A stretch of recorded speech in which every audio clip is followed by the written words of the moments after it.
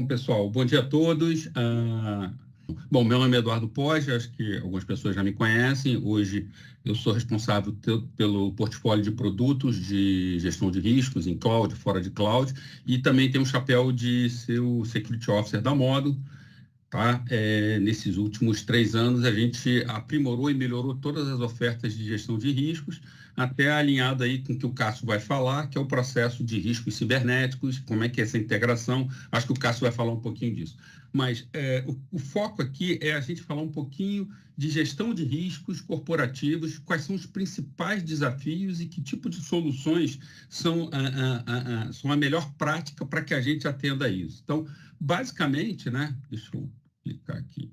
Basicamente, eu sempre começo as minhas apresentações com uma provocação, né? Uma provocação que eu acho que todos uma pergunta, uma dúvida, né? Para que todos entendam o que vai ser falado nesse processo, o que vai ser falado responde a essa provocação. Então, a provocação é como é que eu garanto essa transparência contínua do processo de gestão de riscos dentro da sua empresa, tá? Falando de um processo de gestão de risco geral, então a gente vai ver dentro desses próximos slides como funciona esse processo de gestão de riscos, os principais desafios que a gente tem de implantar isso dentro da organização e de que forma a gente traz as soluções para que a gente atenda esses desafios.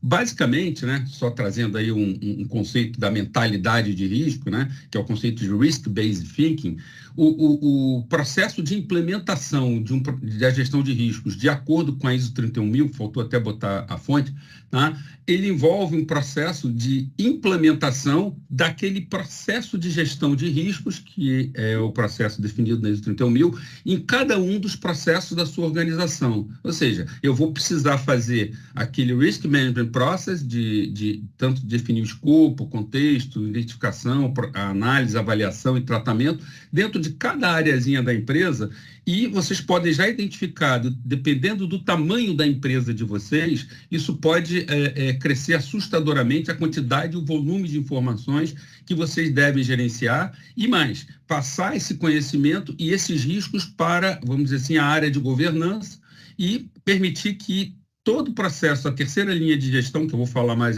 adiante, que é a auditoria, consulte essas informações e identifique se esse processo está adequado. Então, o desafio é muito grande. Como é que eu vou conseguir fazer com que cada área, cada processo, promova o seu processo de gestão de risco? Cada área tem um gestor, né? Cada área tem um gerente que precisa adotar essa mentalidade de risco, implantar um processo para que ele possa tomar uma decisão correta, atingindo o objetivo que lhe é designado dentro da organização. Então, essa figura resume esse processo todo, ou seja, cada gerente precisa aplicar o processo de gestão de risco para que tome uma decisão acertada para ou atingir mais rapidamente seu objetivo ou evitar que seu objetivo seja afetado.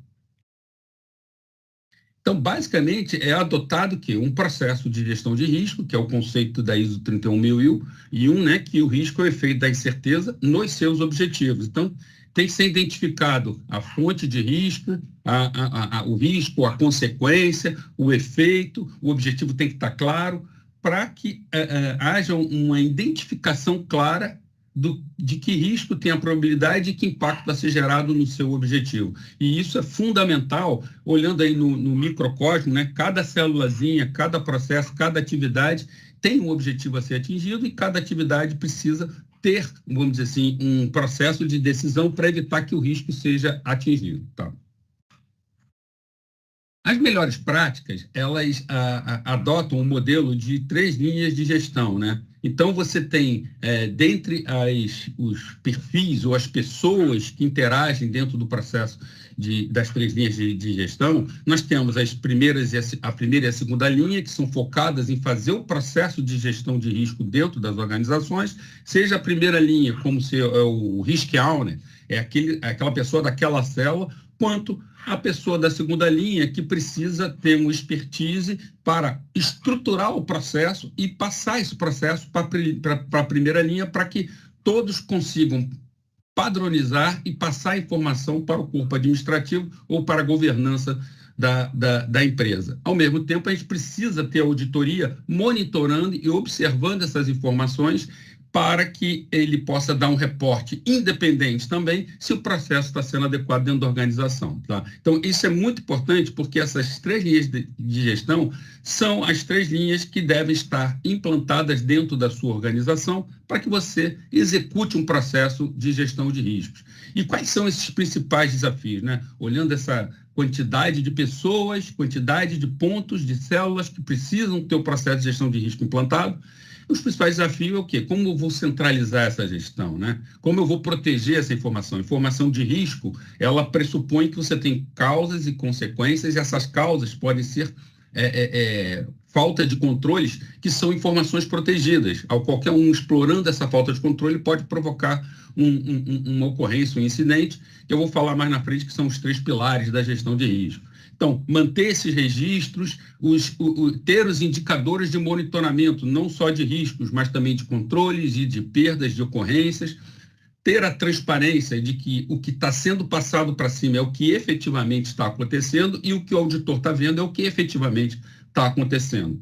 Por isso, eu demando também um controle de acesso para que essas informações sejam visualizadas apenas para aquelas partes envolvidas ou partes interessadas que precisam ter acesso. Os canais de alerta precisam estar implantados, ou seja, quando surgir um risco, um risco que é inaceitável, como é que você vai alertar para cima e para as pessoas envolvidas, relatórios automatizados, porque com essa quantidade de informação a gente precisa ter uma automatização adequada e o controle dessas informações que estão sendo colocadas dentro do modelo para que a empresa, com um ente único, possa ter compreensão e entendimento da sua gestão de riscos, como está e quais são os principais riscos. Tá?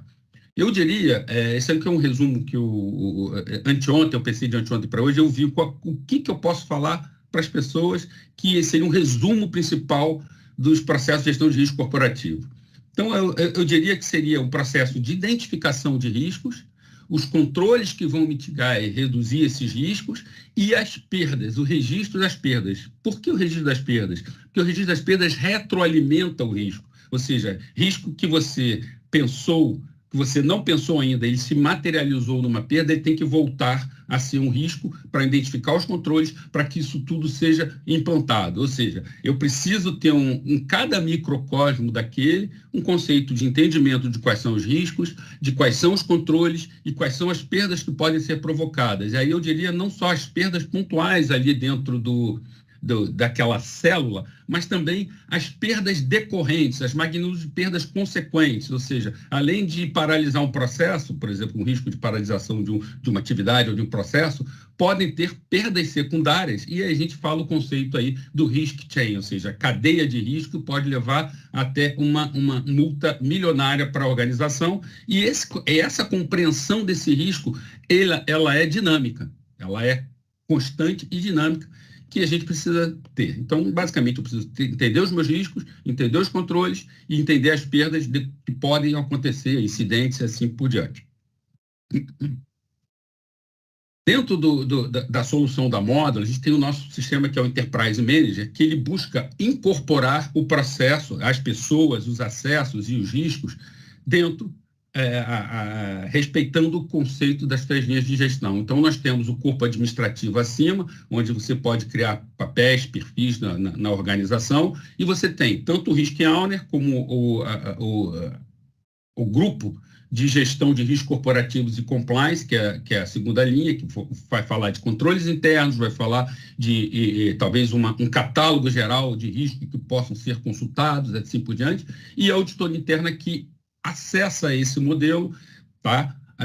Orientando tanto para o corpo administrativo ou orientando nas suas auditorias, até porque a gente sabe que a auditoria hoje ela trabalha com um conceito de riscos, depois identificação dos controles e avaliação desses controles propriamente dito. Por isso que eu falei que o tripé é risco, controle e perda. Tá? Então, esses 3 pontos vão ser atendidos dentro do Enterprise Manager, onde a gente tem todos esses perfis e todas as pessoas cadastradas com os seus controles de acessos definidos.